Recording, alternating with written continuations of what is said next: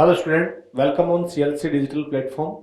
आज अपन सॉल्यूशन देखने जा रहे हैं मिड सेशन टेस्ट सीरीज, है ना, जो कि आपका पेपर हुआ है अभी। उम्मीद है आपका पेपर बहुत ही अच्छा गया होगा। अपन सॉल्यूशन करने जा रहे हैं फिजिकल केमिस्ट्री का, ठीक है ना। फिजिकल केमिस्ट्री वाले पोर्शन का अपन सॉल्यूशन करने जा रहे हैं। उसके अंदर क्वेश्चन था जैसे आपके पास 51, the decreasing order of electrical conductivity of the following aqueous solutions. तो आपने को इसमें फॉर्मिक एसिड, एसिटिक एसिड और बेंजोइक एसिड दे रखा है। आपको पता है कि इलेक्ट्रिकल कंडक्टिविटी जो है वो डिपेंड करेगी number of ion providing capacity, number of ions which are providing by electrolyte। तो आपको पता है कि यहाँ पर अपने को तीनों ऑप्शन जो है एसिड्स दे रखे हैं, तो इसका मतलब ये होगा कि कौन इजीली आयन देगा उसका एसिडिक स्ट्रेंथ पर डिपेंड करेगा, ठीक है ना। तो इसमें जो आयन प्रोवाइडिंग कैपेसिटी है वो डिपेंड करेगी किस पर, एसिडिक स्ट्रेंथ पर। और सबसे ज्यादा एसिडिक कैरेक्टर किसका होगा, फॉर्मिक एसिड का। कंसंट्रेशन तीनों में अपने को सेम दे रखी है।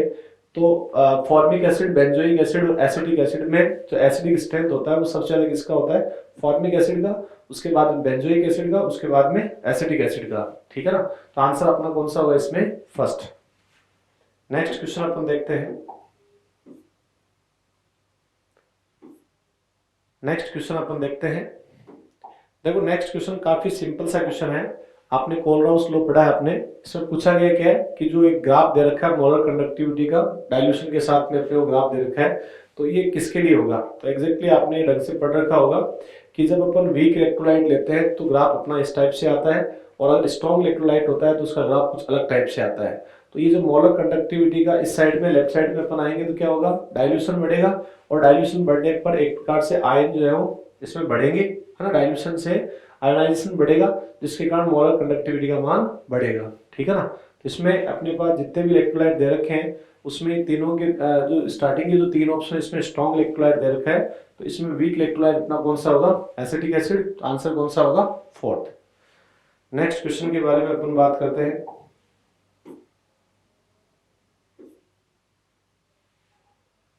ये देखो अच्छा क्वेश्चन है। इस क्वेश्चन के अंदर अपने को बेसिकली क्या पूछा है, NaCl, HCl, Na के लिए अपने को लेमडा m इनफाइनाइट पे दे रखा है अपने को 126.4, 425.9 एंड 100.5, है ना, semen centimetre square mole inverse. और अपने को 0.001 मोलर जो HA जो है उसकी कंडक्टिविटी भी आपको दे रखी है, और HA के डिसोसिएशन की रेट अपने को पूछी है, ठीक है ना। तो इसमें बेसिकली क्या है, अपन कैसे करेंगे इस क्वेश्चन को, अल्फा अपने को निकालना है। तो अपन क्या करेंगे, लेमडा इनफाइनाइट, लेमडा मोलर अपन निकालेंगे और इनफाइनाइट को अपन उसमें डिवाइड कर देंगे, ठीक है ना। ये तो इनफाइनाइट डाइल्यूशन पर मोलर कंडक्टिविटी का मान है, और एग्जैक्टली उसकी कंडक्टिविटी कितनी है ना, वो अपन निकालेंगे और उससे अपन डिवाइड करेंगे तो अपने पास क्या आएगा, अल्फा। अब देखो बात ऐसी है कि अपने को डाटा दे रखा है एक तो NaCl के बारे में, तो इनफाइनाइट Na प्लस का और Cl माइनस का, ठीक है ना। ये अपने को दे रखा है कितना, 126.4, और अपने को HCl का दे रखा है lambda infinite H plus, Cl minus का अपने को कितना दे रखा है 425.9, और Na के लिए कितना दे रखा है Na plus plus lambda infinite A minus, इसका अपने को दे रखा है कितना 100.5, ठीक है। अपने को चाहिए HA, तो HA चाहिए तो आपको क्या करना पड़ेगा, इस वाली रिएक्शन को अपन अगर इक्वेशन फर्स्ट मान देते हैं, इसको अपन इक्वेशन सेकंड मानते हैं, और इसको अपन इक्वेशन थर्ड। तो HA के लिए अपन निकालना चाह रहे हैं बेसिकली, तो अपने पास ये अपन जैसे H प्लस और लेमडा इनफाइनाइट A माइनस, ये क्या हो जाएगा, अपने को देखो ये कैंसिल आउट करना है Na प्लस और Cl माइनस, तो क्या करना पड़ेगा बोलो, इसको रिएक्शन को अपने को माइनस करना पड़ेगा, ठीक है ना। तो अपने पास ये Cl से कैंसिल आउट हो जाएगा, Na प्लस भी कैंसिल आउट हो जाएगा, तो अपने पास इसका डाटा आ जाएगा, ठीक है ना। तो ये वैल्यू निकालने के लिए अपने को क्या करना पड़ेगा, इक्वेशन 2 प्लस 3 माइनस क्या करना पड़ेगा, इक्वेशन 1।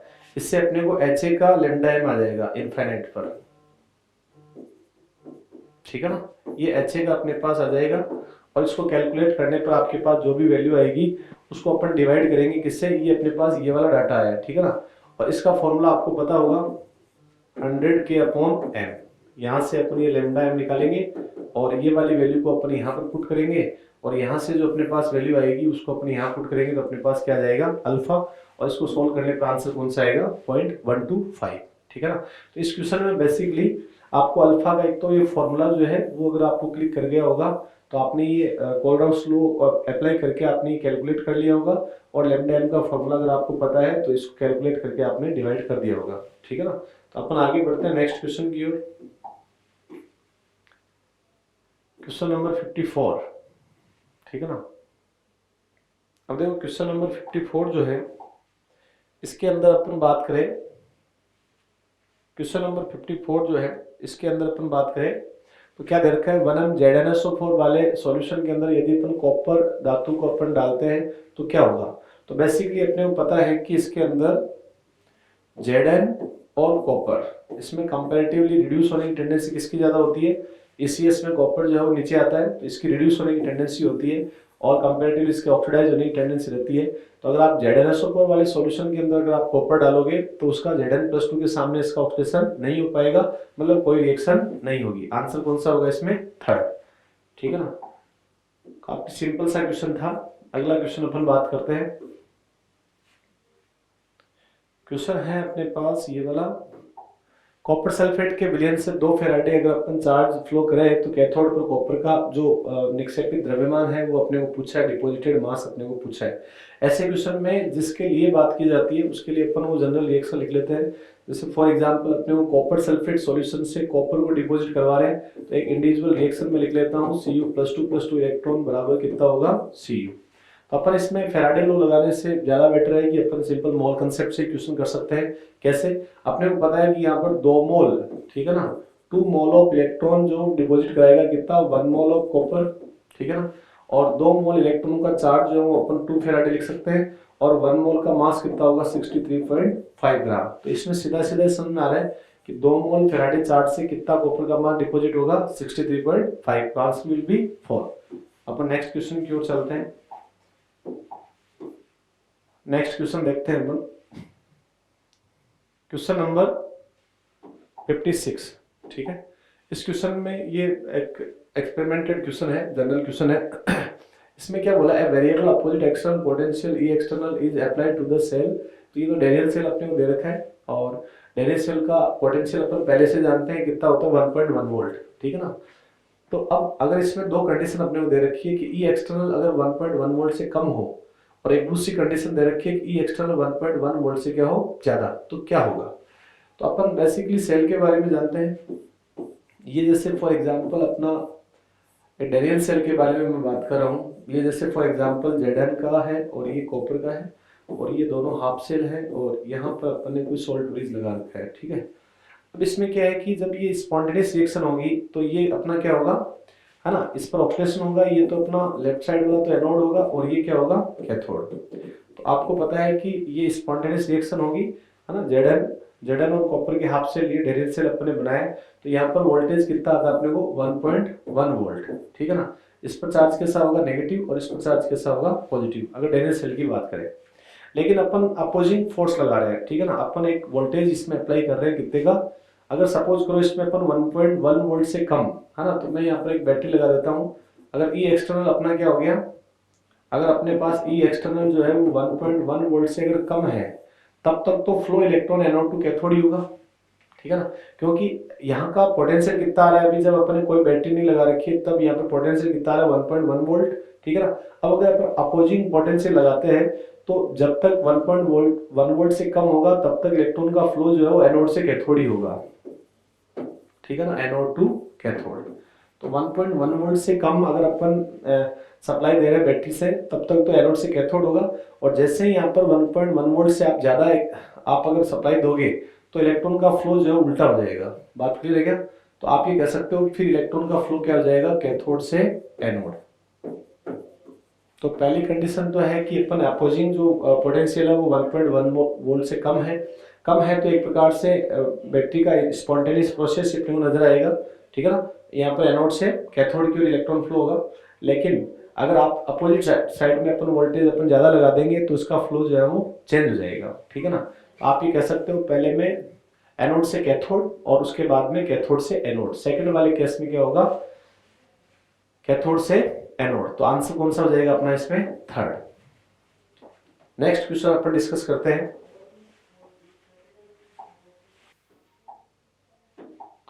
देखो नेक्स्ट क्वेश्चन में अपने को दे रखा है कि इलेक्ट्रोलाइसिस के दौरान कैथोड पर 6.35 ग्राम कॉपर डिपॉजिट करने के लिए कॉपर सल्फेट के सॉल्यूशन में अपने को कितने इलेक्ट्रॉन की आवश्यकता पड़ेगी, है ना, इस टाइप का क्वेश्चन है।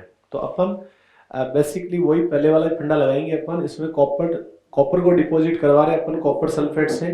तो सबसे पहले तो कॉपर डिपॉजिट होगा तो वो पर्टिकुलर अपन रिएक्शन लिख लेते हैं, ये वाली।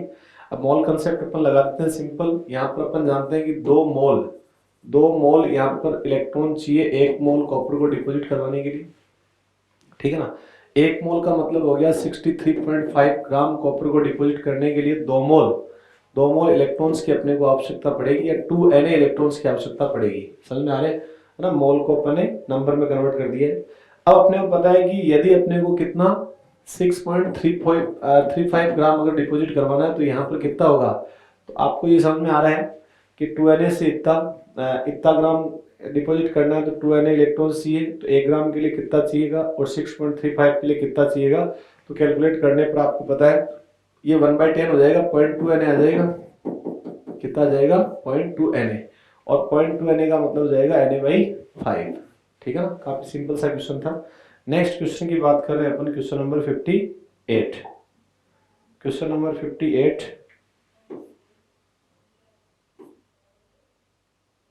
अब देखो ये वाला क्वेश्चन, इस क्वेश्चन के अंदर अपने को दे रखा है 3 अपने को पेयर दे रखे हैं, रिडक्शन पोटेंशियल उनके दे रखे हैं और एक रिएक्शन अपने को दे रखी है। और उस रिएक्शन के लिए अपने को पूछा है कि इसमें अक्स और वाई क्या हो सकता है, ठीक है ना। देखो इधर इस क्वेश्चन के अंदर अक्स, आपको ये समझ में आ रहा है कि रिएक्शन अपने को दे रखी है अक्स प्लस वाई प्लस 2, ठीक है ना। और इसमें ये जा रहा है अक्स प्लस 2 और वाई के अंदर, ठीक है। अब इसमें अपने को पता है कि अक्स का क्या हो रहा है, बोलो ऑक्सीडेशन। अक्स का ऑक्सीडेशन हो रहा है, ऑक्सीडेशन हो रहा है, इसका मतलब ये अक्स वाला जो पेयर है वो क्या बनेगा, अपना एनोड, ठीक है ना। और y+2 का क्या हो रहा है, रिडक्शन हो रहा है। क्या हो रहा है, रिडक्शन। और रिडक्शन हो रहा है, इसका मतलब ये अपना क्या होगा, कैथोड। तो अपने को पता है कि अपन जब करते हैं क्या, कैथोड अपने को ई सेल चाहिए रिएक्शन के लिए। अपने स्पॉन्टेनियस रिएक्शन कब होगी, ठीक है ना। तो अपन ये कह सकते हैं कि ई सेल कैसा आना चाहिए, बोलो पॉजिटिव। स्पॉन्टेनिटी के लिए ई सेल कैसा आना चाहिए, पॉजिटिव। और ई सेल कैलकुलेट करने के लिए अपन क्या करते हैं, ई सेल कैलकुलेट करने के लिए अपन करते हैं ई, है ना, कैथोड माइनस एनोड। जब अपन रिडक्शन पोटेंशियल ये लेते हैं, रिडक्शन पोटेंशियल दोनों होने चाहिए। अब अपने क्वेश्चन में रिडक्शन पोटेंशियल ही दे रखे, ठीक है ना। तो आपको पता है कि जो एनोड होगा, कैथोड माइनस एनोड अपने को करना है। तो बेसिकली वैल्यू अपने को सारी की सारी माइनस में है। तो एनोड वाली वैल्यू जो है वो क्या होनी चाहिए, ज्यादा। क्यों, क्योंकि एनोड वाली वैल्यू अपन रखेंगे यहाँ पर रिडक्शन पोटेंशियल की, तो माइनस माइनस क्या हो जाएगा, प्लस। इधर वाली वैल्यू ज्यादा होगी तभी एक प्रकार से इस सेल का मान क्या होगा, पॉजिटिव। अब देखो इसमें क्या होगा कि जैसे अपन अक्स बराबर Zn है, ठीक है ना। जैसे अपन लेते हैं यहाँ पर अक्स बराबर निकल है, तो अगर अक्स यहाँ पर निकल है तो निकल तो यहाँ पर क्या है, एनोड है, ठीक है। निकल क्या है, एनोड। अब निकल एनोड है तो एक प्रकार से यहाँ पर एनोड है तो इसमें Ni+2 वाला जो वैल्यू है वो अपने पास सेकंड वाला ये होगा। तो -0.23 है एनोड वाला, ये प्लस का हो जाएगा, ठीक है ना। और यहाँ वाला वैल्यू जो है ये प्लस वाला तो एक प्रकार से क्या हो जाएगा, कम, और माइनस वाला क्या हो जाएगा, ज्यादा। तो ये आंसर अपना नहीं होगा। तो इसमें करेक्ट आंसर जाएगा, इस टाइप से आप चेक करोगे तो आंसर कौन सा जाएगा, फोर्थ के अंदर अक्स बराबर क्या दे रखा है, Zn और वाई बराबर निकल। अक्स बराबर अगर Zn होगा तो आप देखो इधर Zn वाला अपने को रिडक्शन पोटेंशियल कितना दे रखा है, -0.76। तो अक्स एनोड है तो -0.76 आप यहाँ रखोगे तो माइनस माइनस क्या हो जाएगा, +0.76 हो जाएगा। माइनस रखोगे तो ये माइनस से मल्टीप्लाई होगे। और यहाँ पर y बराबर निकल है तो निकल है तो ये -0.23 जो है वो आप यहाँ पर रखोगे -0.23। तो आप कह सकते हो ये वैल्यू आपके पास इस सेल पॉजिटिव आ जाएगी इस केस में। और अगर इस सेल का मान पॉजिटिव होगा तो डेल्टा जी बराबर -NF से अपन निकाल सकते हैं। डेल्टा जी का मान भी क्या जाएगा, नेगेटिव, और प्रोसेस क्या होगा, स्पॉन्टेनियस। नेक्स्ट क्वेश्चन के बारे में अपन बात करते हैं, आंसर इसमें कौन सा होगा, फोर्थ। क्वेश्चन नंबर अपन देखते हैं 59।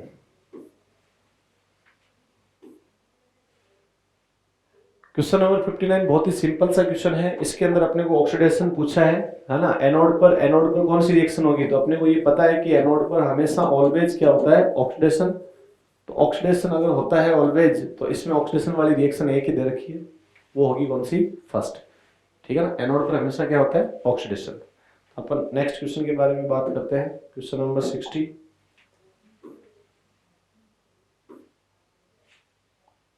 अब क्वेश्चन नंबर 60 देखो, अच्छा क्वेश्चन है। इस क्वेश्चन में आपको क्या पूछा है कि दिए गए सेल के अंदर, ये कोई आपको एक सेल दिया है, ठीक है ना, इसमें डेल्टा जी के मान में कब वैल्यू नेगेटिव आएगी, नेगेटिव आएगी, डेल्टा जी आपको नेगेटिव पूछा है। तो डेल्टा जी अगर आपको नेगेटिव पूछा है, तो डेल्टा जी बराबर माइनस एन एफ ई, ठीक है ना। जब ई सेल का मान आपके पास क्या होगा, पॉजिटिव, तभी डेल्टा जी का मान क्या आएगा, नेगेटिव। इस सेल का मान पॉजिटिव कब आएगा, ठीक है ना। अब इसके लिए क्या है कि ये कंसंट्रेशन सेल दे रखा है, इसमें थोड़ा सा प्रिंटिंग मिस्टेक है कि यहाँ पे C1 होगा और यहाँ पे ये कॉपर होगा, ठीक है ना। अब कंसंट्रेशन सेल के अंदर क्या होता है, इनोड सेल गिवन है आपको एक कंसंट्रेशन सेल, और कंसंट्रेशन सेल के अंदर अपन जानते हैं कि इनोड सेल कितना होता है, 0। इसका मतलब अपने पास जो फॉर्मूला बनेगा इस सेल का, वो -0.059 अपॉन n, और यहाँ पर लॉग बेस अपन करेंगे प्रोडक्ट अपॉन रिएक्टेंट। तो इसमें एनोड वाली रिएक्शन का प्रोडक्ट जो C1 कंसंट्रेशन ऊपर आएगा और C2 कंसंट्रेशन क्या आएगा, नीचे। इस सेल अपने को पॉजिटिव चाहिए, तो इसके लिए, ठीक है ना, इसके लिए अपने को क्या, इसमें C2 का मान अगर ज्यादा होगा, ठीक है ना, C2 का मान क्या होगा, ज्यादा C1 से, तभी ये वैल्यू क्या आएगी, पॉजिटिव। तो दिए गए ऑप्शन के अंदर अपना आंसर कौन सा हो जाएगा, फोर्थ, इसमें C2 ग्रेटर देन C1 है। तो इस सेल पॉजिटिव लाने के लिए अपने को ये करना पड़ेगा। आपको यहाँ से वैल्यू बेस आपको पता लग रहा होगा कि यहाँ पर C2 का मान C1 से ज्यादा होगा, तभी इस सेल का मान क्या आएगा, पॉजिटिव। तो आंसर कौन सा होगा, 4। अब अपन बात करते हैं नेक्स्ट क्वेश्चन। तो नेक्स्ट क्वेश्चन है 61। इसमें अपने को एक डिस्प्रपोर्शनेशन रिएक्शन दे रखी है, और इसके लिए अपने को अब एक ln k का मान, आपको कोई ब्लैंक जगह छोड़ रखी है, इसका मान पूछा है, ठीक है ना। चलो अपन गिवन डाटा के बेसिस पे इस क्वेश्चन को अपन करते हैं। देखो इसके अंदर डिस्प्रपोर्शनेशन रिएक्शन दे रखी है, तो Cu प्लस जो है,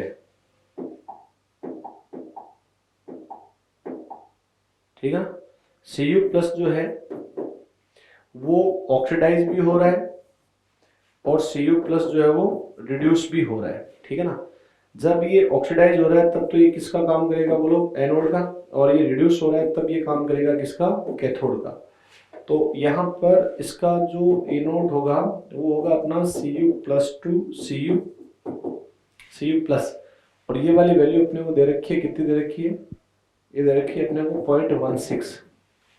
और इसी प्रकार से इस कैथोड का अपने को SRP अगर अपने को चाहिए, तो वो कितना होगा, Cu प्लस Cu होगा, और ये डाटा आपको दे रखा है कितना, 0.52। तो आप सबसे पहले तो अपन इस सेल निकालेंगे, एनोड सेल निकालेंगे। एनोड सेल कितना होगा, ई कैथोड माइनस ई एनोड। कैथोड का मान अपने को दे रखा है कितना, 0.52 दे रखा है, और एनोड का अपने को वैल्यू दे रखा है कितना, 0.16। तो इसको अपन सोल्व करेंगे तो कितना आएगा, 0.36 वोल्ट। तो अपने पास एनोड सेल तो आ गया। अब आगे इक्विलिब्रियम कांस्टेंट से रिलेटेड बात कर रहा है। इसका मतलब ये हुआ कि इक्विलिब्रियम पर अगर बात करें तो इक्विलिब्रियम पर ई सेल तो कितना आ जाएगा, 0। तो अपन नॉन इक्वेशन अपन लगा देते हैं। तो यहाँ पर ए नोट सेल बराबर कितना हो जाएगा, बोलो, ए नोट सेल बराबर ये R T upon N F और एल एन के। तो एल एन के कितना हो जाएगा, बोलो, E nought cell into N F upon R T, ठीक है ना, ये वाली वैल्यू आ जाएगी। अब इसमें आर टी अपॉन एफ की वैल्यू आपको दे रखी है कितनी, इस सेल का, ए नोट सेल का मान तो अपने पास आ गया 0.36, और एन का मान कितना है, यहाँ पर कितना इलेक्ट्रॉन चेंज हो रहा है, इलेक्ट्रॉन चेंज टोटल कुल मिलाकर यहाँ पर कितने का होगा, 1 का होगा, ठीक है ना। इसका एन फैक्टर कितना आएगा, 1, और आर टी अपॉन एफ का मान कितना आएगा, 0.025। इसको सॉल्व करने पर अपने पास वैल्यू आती है 114.4, जिसको अपन लिख सकते हैं 144 इंटू 10 टू पावर -1। तो अपना आंसर कौन सा जाएगा, ये वाला, करेक्ट है। चलो अपन आगे बात करते हैं क्वेश्चन नंबर 62 की। क्वेश्चन नंबर 62, अब देखो क्वेश्चन नंबर 62 में क्या है, इसमें अपने को दे रखा है एक हाफ सेल दे रखा है और इसके इलेक्ट्रोड पोटेंशियल का मान अपने को pH बराबर 5 पर अपने को पूछा है। तो अपन हाइड्रोजन इलेक्ट्रोड के लिए बात कर रखी है। तो हाइड्रोजन इलेक्ट्रोड के लिए अपन जानते हैं कि ई सेल बराबर ए नोड सेल और रिडक्शन हो रहा है, ठीक है ना, ऑक्सीडेशन हो रहा है। तो यहाँ पर E nought cell minus 0.0591 upon N का मान अपन 1 ले लेते हैं और यहाँ पर लॉग H प्लस की कंसंट्रेशन आ जाएगी, ठीक है ना। अब यदि अपन इसको पीएच में कन्वर्ट करना चाहे इस फॉर्मूले को, तो अपने पास क्या आ जाएगा, ए नोड सेल, ठीक है ना, और इसको अपन अगर पीएच में लेते हैं तो यहाँ पर वैल्यू प्लस आ गई और माइनस लॉग को अपन क्या लिख देंगे, बोलो, माइनस लॉग को अपन लिख देंगे क्या, पीएच। तो अपने पास ए नोड सेल का मान दे रखा है 1.23, 0.059 और पीएच का मान कितना है 5। इसको अपन कैलकुलेट करेंगे तो अपना आंसर आ जाएगा, ठीक है ना। तो अपन नेक्स्ट बात करते हैं, इसके अंदर इसको कैलकुलेट करते हैं तो कितना आएगा, ये 0.06 आप मान सकते हैं, 0.3 और ये 1.52 के आसपास आएगा, ठीक है ना, ये वाला आंसर होगा। नेक्स्ट क्वेश्चन की अपन बात करते हैं।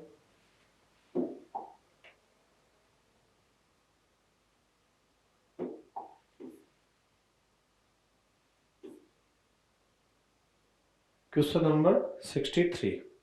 अब 63 के अंदर जो है एक इलेक्ट्रोकेमिकल अपने को सेल दे रखा है, उसका इनोड का मान अपने को दे रखा है और SN+2 के अंदर ऑक्सीडाइज हो रहा है, तो ये अपना एनोड हो गया, ये एनोड हो गया और ये Pb+2 जो है वो Pb के अंदर जा रहा है, ठीक है ना, ये रिडक्शन हो रहा है। तो आप ये कह सकते हो कि ये यहाँ पर क्या हो रहा है, बोलो, रिडक्शन, तो ये कैथोड हो जाएगा।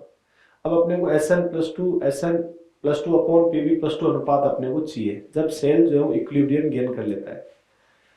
इसका मतलब इक्विलिब्रियम की अपने को अगर बात कर रहा है तो इक्विलिब्रियम पर अपन जानते हैं कि इस सेल बराबर कितना होगा, 0। तो नॉइस्ट इक्वेशन के हिसाब से अपन बात करेंगे ए नोट सेल बराबर, ठीक है ना, ये कितना आ जाएगा 0.0591 अपॉन एन का मान यहाँ पर कितना हो जाएगा 2 और यहाँ पर अपन क्या लिखेंगे, लॉग बेस 10k। अब यहाँ पर k का मान जो अपने को बेसिकली लेना है वो अपने को क्या करना है, ठीक है ना, यहाँ पर अपन प्रोडक्ट अपॉन रिएक्टेंट कर देते हैं तो वो तो SN+2 upon SN+2 upon Pb+2 ही आएगा, ठीक है ना। अब अपने को इसमें क्या करना पड़ेगा, ई नोट सेल का मान भी अपने को दे रखा है, तो log base 10 SN+2 upon Pb+2, ये वाली वैल्यू कितनी हो जाएगी, 2 इंटू इनोड सेल का मान दे रखा है 0.01 इंटू 2, ठीक है ना, और डिवाइड कर देंगे अपन 0.591 के साथ में और बाद में लॉग अपन हटाएंगे तो SN+2 अपॉन Pb+2, तो ये इधर वाला जो भी डाटा आएगा 0.02 आएगा अपॉन 0.059 आएगा, उसका अपने को क्या लेना पड़ेगा, एंटी लॉग, और एंटी लॉग लेने पर आंसर कितना आ जाएगा 2.15। कैलकुलेशन आपको करनी है। अपन आगे बात करते हैं क्वेश्चन नंबर 64।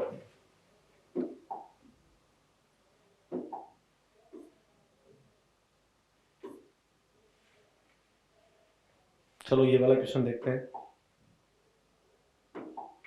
ये एक अच्छा क्वेश्चन है। इस क्वेश्चन के अंदर क्या दे रखा है, देखो, एक सेल के लिए अपने को स्टैंडर्ड इलेक्ट्रोड पोटेंशियल वोल्टेज में अपने को फाइंड करना है और इसमें एक रिएक्शन भी दे रखी है और वो रिएक्शन सामने है आपके और कुछ डाटाज भी आपको दे रखे हैं और उसमें पूछा क्या है, अपने को ई सेल निकालना है। तो देखो इधर आपको इस रिएक्शन का अगर ई सेल निकालना है, ठीक है ना, तो सबसे पहले तो ये देखना पड़ेगा कि ये अपने पास क्या हो रहा है, ऑक्सीडेशन हो रहा है, तो ऑक्सीडेशन होगा तो ये तो क्या होगा एनोड, और ये इसका क्या हो रहा है, इसमें रिडक्शन हो रहा है, तो ये क्या होगा अपना कैथोड। तो अपने को ई सेल निकालना है, ठीक है ना, ई सेल अपने को निकालना है, तो ये क्या हो जाएगा, कैथोड माइनस एनोड हो जाएगा। अब कैथोड कौन सा है अपना, कैथोड है अपना Ag प्लस Ag वाला।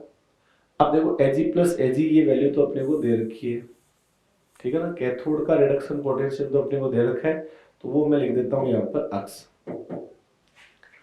अब अपने को एनोड क्या है, एनोड Fe+2 Fe+3, तो Fe+2 Fe+3 रिडक्शन पोटेंशियल अपने को नहीं दे रखा है, तो मान लेता हूं कि मैं वो P वोल्ट है, ठीक है ना, P वोल्ट है, तो अपने पास ये वैल्यू कितनी आएगी, बोलो x माइनस P। अब अपने को यहाँ पर अक्स तो ठीक है बट पी कैलकुलेट करना पड़ेगा। तो पी कैसे कैलकुलेट करेंगे, गिवन डाटा के बेसिस पर कैलकुलेट करेंगे।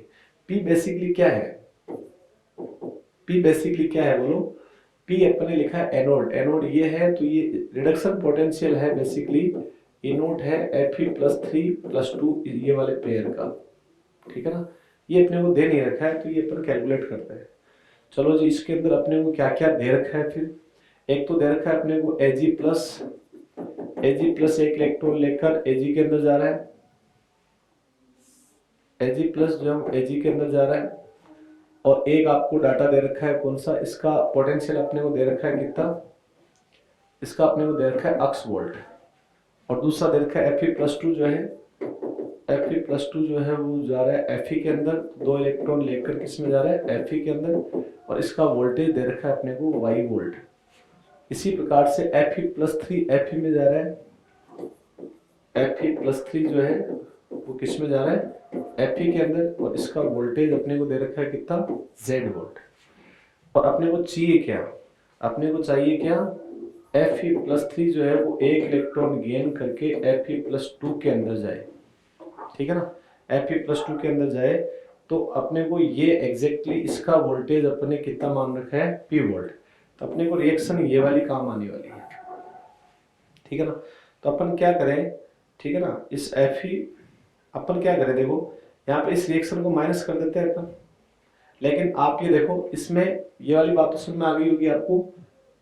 तो मैं एक बार इसको x माइनस पी वोल्ट आएगा, अपना ई सेल जो अपने को चाहिए वो कितना आएगा x माइनस पी वोल्ट। तो P की वैल्यू अपन कैलकुलेट कर रहे हैं, इस रिएक्शन का अपन डेल्टा G1 मान लेते हैं, इसका गिब्स एनर्जी इक्वेशन चेंज जो है वो अपन डेल्टा G2 मान लेते हैं, उसका अपन डेल्टा G3 मान लेते हैं, ठीक है ना। अब इसके लिए फॉर्मूला लगाएंगे अपन -NFe, तो -n का मान कितना है 2, f तो सब में आएगा तो इसको कैंसिल आउट कर देंगे, चलो एक बार तो लिख देता हूं मैं, और e का मान कितना दे रखा है y, और यहाँ पर कितना दे रखा है बोलो -NFe करेंगे अपन तो -3, और f का मान आप रख ही दोगे, और e का मान आपको दे रखा है कितना z वोल्ट, और यहाँ पर अपने क्या मान रखा है बोलो n का मान कितना है बोलो इसमें 1, और f लिख देंगे अपन, और p वोल्ट अपने माना है। तो बेसिकली अपने को करना क्या है, इस इक्वेशन को माइनस करना है, ठीक है ना। इस इक्वेशन को माइनस करने से अपने पास ये वाली इक्वेशन आ जाएगी, मतलब अपन क्या करेंगे delta G2 minus delta G1 करेंगे, तो अपने को delta G2 minus delta G1 करेंगे तो अपने पास डेल्टा G3 आ जाएगा। तो डेल्टा G2 कितना दे रखा है -3FZ, डेल्टा G1 कितना दे रखा है -2FY, और डेल्टा G3 कितना जाएगा -FP, ठीक है ना। अब देखो बात ये है कि F तो कैंसिल आउट हो जाएगा, F तो कैंसिल आउट हो जाएगा, तो अपने पास वैल्यू कितनी आ गई बोलो, P बराबर कितना आ गया, ये माइनस माइनस प्लस का हो गया 2y, और ये कितना हो गया बोलो 3z। चलो अपन एक काम करते हैं, माइनस को मल्टीप्लाई कर देते हैं, तो P बराबर कितना आ जाएगा बोलो 2y, है ना, माइनस से मल्टीप्लाई कर देंगे तो 3z माइनस कितना आ जाएगा 2y, ठीक है ना। अब इस P की वैल्यू अपन रखते हैं कहाँ पर, वहां पर जहां पर अपने को ई सेल चाहिए था। तो देखो इधर ई सेल अपने को जहां चाहिए था वहां पर अपने लिखा था, याद हो तो ई सेल बराबर क्या लिखा था बोलो x माइनस पी वोल्ट। तो x का मान तो कितना हो गया, x तो x ही रहने देते हैं, और p का मान कितना है 3z माइनस 2y, तो माइनस से मल्टीप्लाई हो जाएगा तो 2y तो आ जाएगा अपने पास प्लस में, और 3z जो है वो आपके पास आ जाएगा माइनस में। तो अपने पास आंसर कौन सा आएगा इसके अंदर, ये वाला आंसर आएगा x plus 2y minus 3z। तो ये क्वेश्चन थोड़ा इस टाइप का है। चलो भी आप अपन नेक्स्ट क्वेश्चन की ओर बात करते हैं, क्वेश्चन नंबर 65।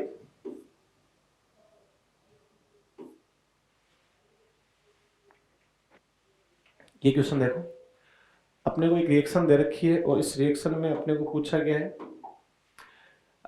इक्विलिब्रियम कांस्टेंट का मान अपने को दे रखा है 298 केल्विन पर, अपने को एनोड सेल की अपने को वैल्यू चाहिए। तो अपन नॉन स्टिक इक्वेशन लगाएंगे तो आपको पता है इक्विलिब्रियम पर इस सेल तो कितना हो जाएगा 0, और ई नोट सेल कितना हो जाएगा बोलो अपना, यहाँ पर 0.0591 अपॉन एन, एन का मान इसमें कितना आएगा 2, ठीक है ना, और लॉग बेस 10 के, यहाँ पर के का मान भी अपने को क्वेश्चन में दे रखा है और ई नोट सेल अपने को पूछा है। तो बेसिकली 0.0591 अपॉन 2 और लॉग बेस 10, के का मान अपने को दे रखा है 10 इंटू 10⁻15। तो आप इसमें लॉग ले सकते हो, ई नोट सेल का मान आप कैलकुलेट कर सकते हो। आंसर कौन सा आता है इसमें, थर्ड वाला, ठीक है ना। डायरेक्ट अपने को आंसर करना है इसमें। क्वेश्चन नंबर 66 देखते हैं अपन।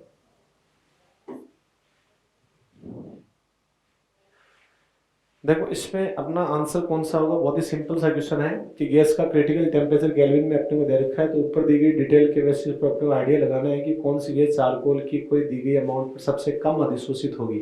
तो बेसिकली चारकोल का मतलब हो गया कि ये तो एडजॉर्बेंट हो गया, इस पर एडजॉर्बेंट जो है वो ज़्यादा एडजॉर्प्शन जो होगा जिसमें अट्रैक्शन क्या लगेगा ज़्यादा, तो अट्रैक्शन ज़्यादा लगेगा तो आप ये कह सकते हो उसका क्रिटिकल टेम्परेचर भी क्या आएगा ज़्यादा। क्रिटिकल टेम्परेचर ज़्यादा आने का मतलब होता है इंटरमोलिकुलर फोर्स काफ़ी ज़्यादा स्ट्रॉन्ग है और यहाँ पर क्रिटिकल टेम्परेचर जिसके लिए सबसे कम है, ठीक है ना, क्रिटिकल टेम्परेचर सबसे कम है, इसका मतलब इंटरमोलिकुलर फोर्स सबसे कमजोर होगा इसमें कंपैरेटिवली। तो अपना आंसर कौन सा जाएगा इसमें, हाइड्रोजन। हाइड्रोजन के लिए सबसे कम एड्जॉर्प्शन होगा यहाँ पर, इंटरमोलिकुलर सबसे कमजोर किसका होगा, H2 का, है ना। तो आप ये कह सकते हो इसमें सबसे कम अमाउंट में कौन एड्जॉर्ब होगा, हाइड्रोजन। नेक्स्ट क्वेश्चन देखते हैं 67।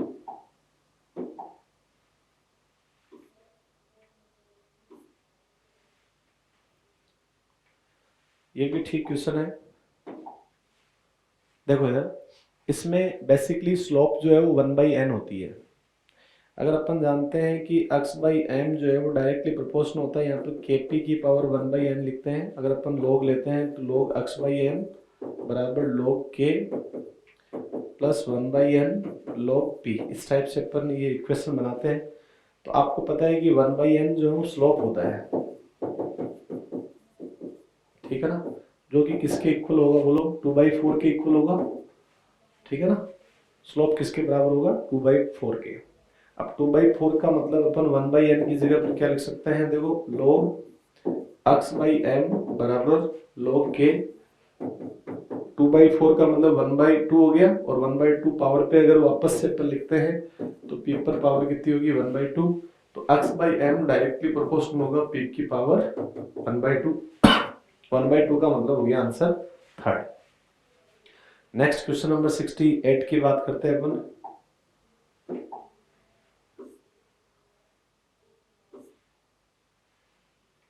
अब देखो इधर इसमें क्वेश्चन नंबर अपन फिजिकल एड्जॉर्प्शन के लिए कौन सा करेक्ट नहीं है, ऐसा क्वेश्चन है।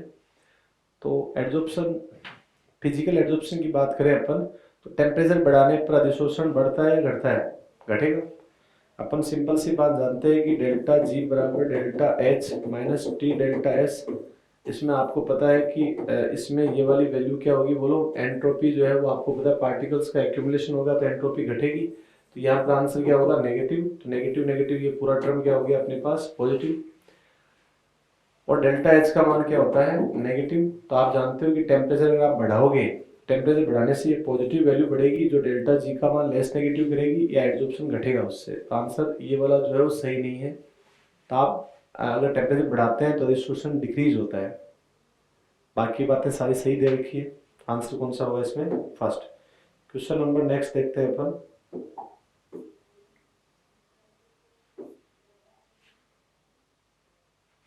तो देखो नेक्स्ट क्वेश्चन है, आर्सेनिक सल्फाइड सोल्ट को अगर अपने को कोएगुलेट करना है तो कौन से लवण, कौन सा जो है वो सबसे अधिक इफेक्टिव होगा।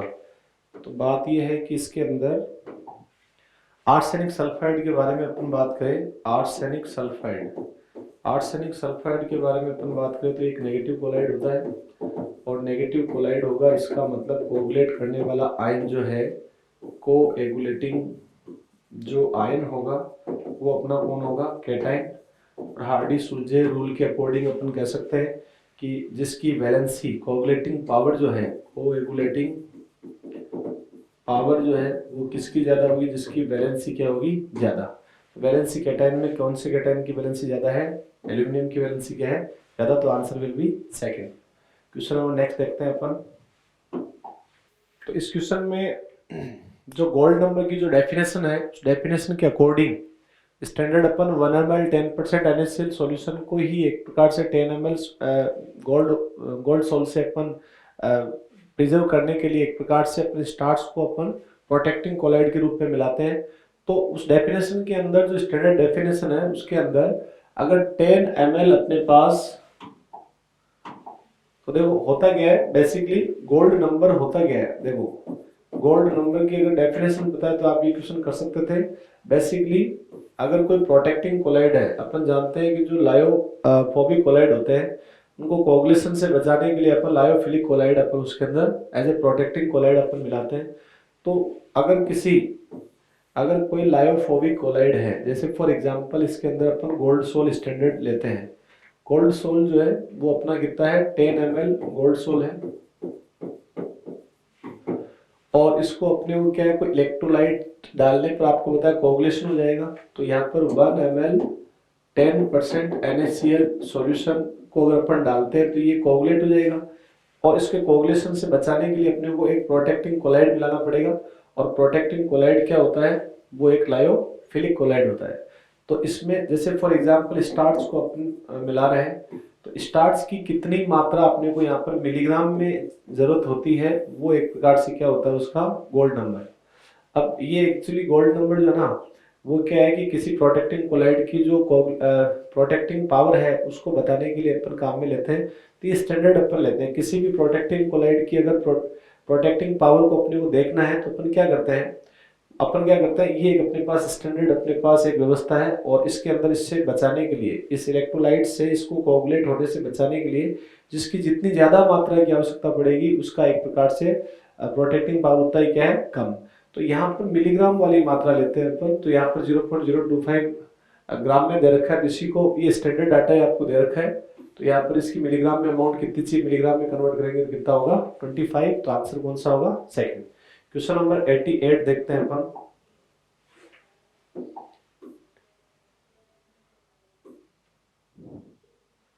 बहुत ही सिंपल सा क्वेश्चन है, फॉग एक कैसा कोलाइड होता है। तो फॉग में बेसिकली क्या है, गैस में जो लिक्विड के ड्रॉपलेट होती है कोलाइडल रेंज के अंदर डिस्पर्स्ड होती है। तो आंसर इसमें कौन सा होगा थर्ड। कोई बात नहीं, अगला क्वेश्चन लेते हैं अपन 88। तो वही क्वेश्चन हो गया, इसमें आंसर कौन सा होगा थर्ड। अब क्वेश्चन देखते हैं अपन 89। 89 भी बहुत सिंपल क्वेश्चन है। सिंपल क्वेश्चन अपने पास क्या है कि ईएमएफ अपन निकालते हैं तो ये कैथोड माइनस एनोड ही करते हैं अपन, कैथोड माइनस एनोड, या इसको अपन राइट साइड राइट इलेक्ट्रोड, और इसको अपन है ना, इसको अपन कैथोड है तो राइट साइड का, और इसको अपन क्या लिख देंगे लेफ्ट साइड का। तो अपना आंसर इसमें कौन सा हो जाएगा, राइट माइनस लेफ्ट बोल दो या कैथोड माइनस एनोड बोल दो, बात एक ही है। क्वेश्चन नंबर 90 देखते हैं अपन।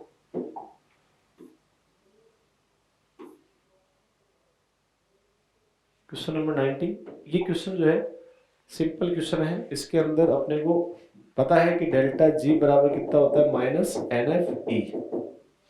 अब इस क्वेश्चन के अंदर आपको डेल्टा जी का मान गिवन है, ठीक है ना। इस रिएक्शन के लिए n का मान निकालोगे तो आप कैलकुलेट करना, n फैक्टर निकालना है, इसमें 4 आएगा। f का मान बताइए आपको 96500, तो इस सेल का मान जो है वो आपके पास आ जाएगा। और नो डाउट इसके अंदर डेल्टा जी का मान पॉजिटिव दे रखा है तो इस सेल का मान नेगेटिव आएगा, बट इसमें नेगेटिव बाय मिस्टेक नहीं दे पाए, है ना, मिस्टेक हो गई इसमें टाइपिंग। तो आंसर इसमें कौन सा होगा, डेल्टा जी का मान पॉजिटिव है तो पॉजिटिव कब आएगा जब इस सेल क्या होगा नेगेटिव। तो आंसर नेगेटिव में आएगा, नेगेटिव -2.5, ठीक है। बट ठीक है, आंसर आप ये अभी चला सकते हो। आंसर कौन सा होगा इसमें थर्ड। नेक्स्ट क्वेश्चन देखते हैं अपन, क्वेश्चन नंबर 91।